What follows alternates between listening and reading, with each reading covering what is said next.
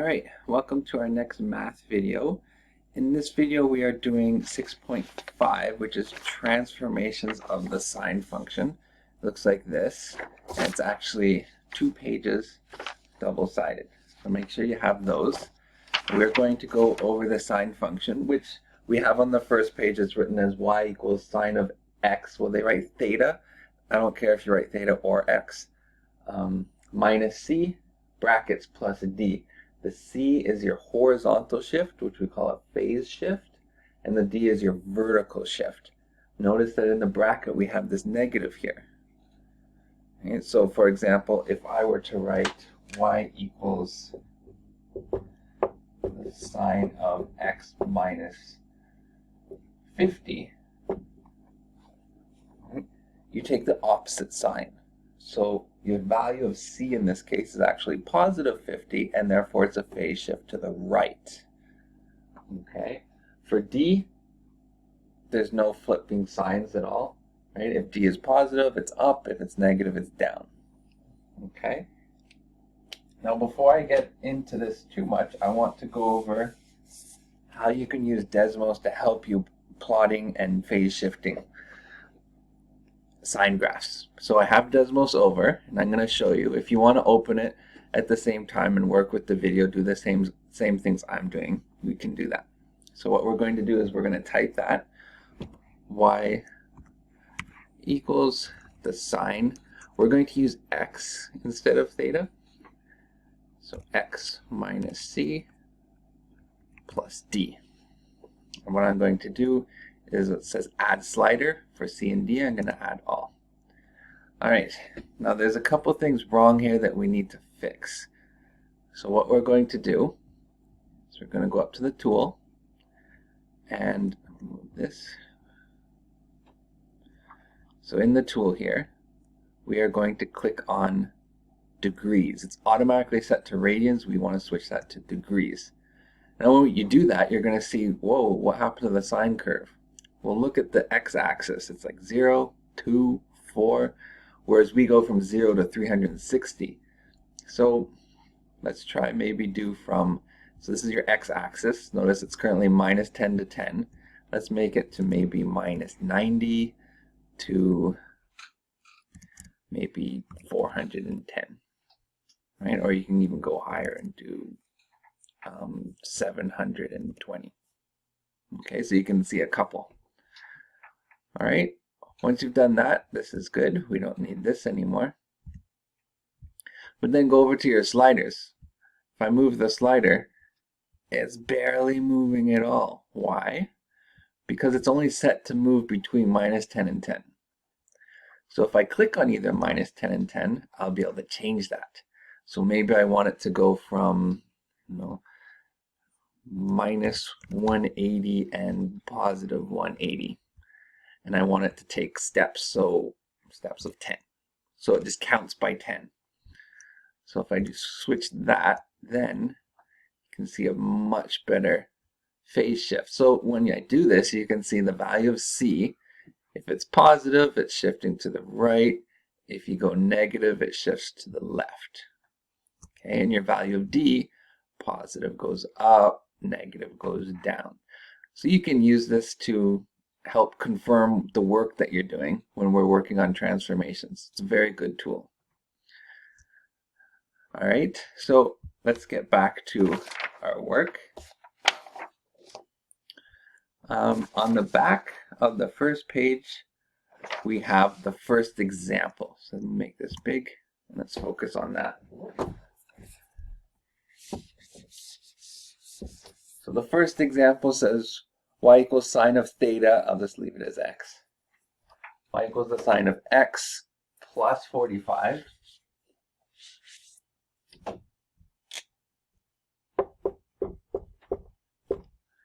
And then d is minus 1. All right, so before we transform anything, we need to know what this graph looks like.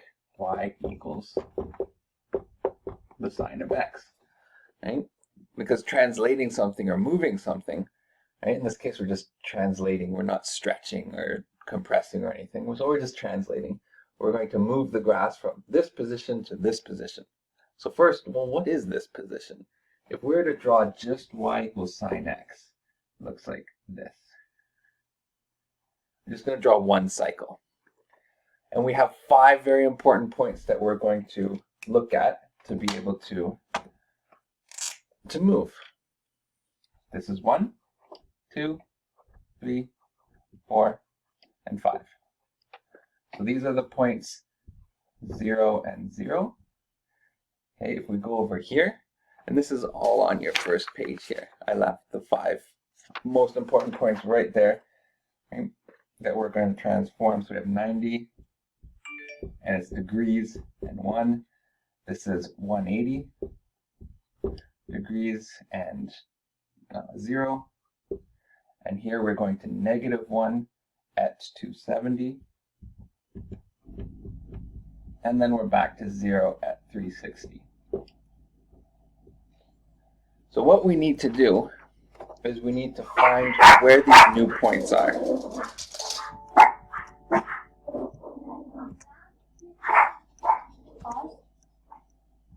Hold on, I'm trying. Okay, so let's continue. We're going to need to transform these 5 points to these new locations. Now this is a phase shift. So it's plus, but remember we're taking the opposite sign in the bracket. So our value for C is actually -45. And that's a vertical shift, so our value for D is -1. So we're moving to the left 45 degrees, and we're moving down 1 unit. So to do that, let's start with this point, 0, 0. So 0, 0 is going to become, now we're going to subtract 45 from our x, because that's our x, so we're moving to the left, so it's going to be -45, and subtracting 1 from y, -1. So that's our new first point. And we can continue doing this for all the points. So 91 becomes subtract 45, so just 45 and 0. And we'll do it for all the other points. 180 is going to go like this, become 135 and -1. 270 becomes 225 and -2. And 360 becomes 315 and -1. So those are our new 5 points. So we're just going to graph those 5 points. I feel like I can graph it right here, roughly. So -45 be maybe here, and -1. And then 45 and 0. And then 135 and -1. Something like this. I'm just roughly sketching this. Okay, and you're going to graph it on the back of the second page right there. All right, so then you could talk about domain and range. So what's the domain and range? Well, this keeps going forever in both -x and x. So your domain is just x er. Your range, well, it's going from 0 to -2. Okay, so your range is all values are, right? All values of y which are real, but y is going to be greater than 0. Oh, sorry, y is going to be greater than -2 and less than 0. Okay, so that's your range. Last one is the equation of the axis. That's basically your center line, right? On which you can just flip, which we will flip later. Okay, so that center line is, well, the average point between 0 and -2, which is -1. So y equals -1. Now on the next page, there's another example. Let's do question 2 first. And then I'll let you try question 3 on your own, and I'll post my answers. So question 2 says, write the equation for a sine function that goes through the various transformations indicated.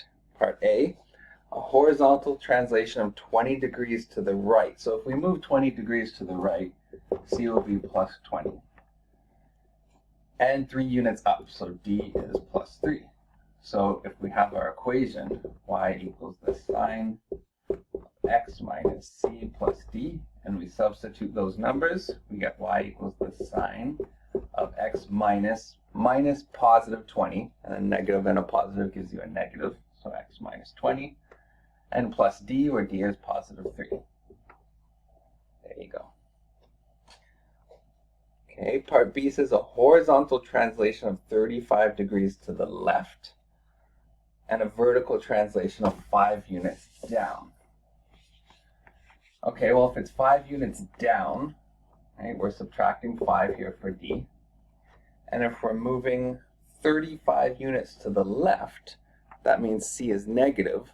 But when we substitute it, we get a double negative, so we get the opposite sign. So we get plus 35. Okay? Now try number 3. You're going to transform the points. And if you need help, you can always check with Desmos. For example, I can plug in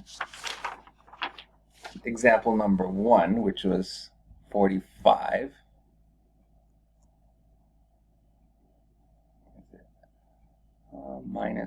Minus 45.